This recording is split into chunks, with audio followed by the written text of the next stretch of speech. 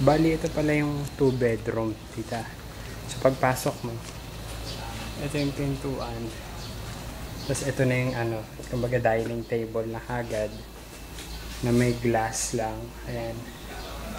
Hi. Tapos, ito yung pinaka living room na. Ito na. Ayan. May TV. So, ito po yung parang 44 square meter. So, pagpasok mo sa may pintuan, ito may parang small table dyan. Tapos, ito na yung pinaka-kitchen. So, sa kitchen, yung naka-glass na po yan, parang add-ons lang po yan, parang optional. Pero, ang normal talaga dan, yung ganito lang, parang plain lang.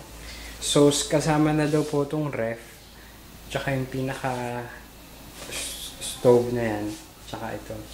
So, ito rin nag-iisang bath. Ay, yan. Ito, bali yan. Yan.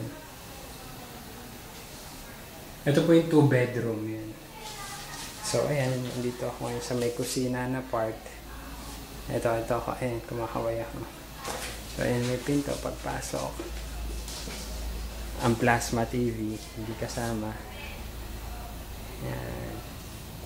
So, pagpasok mo po, ito yung isang bedroom.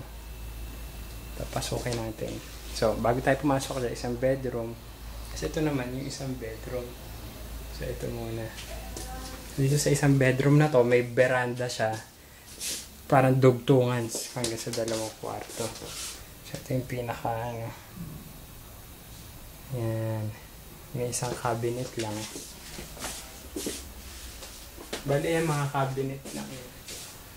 Ang painting.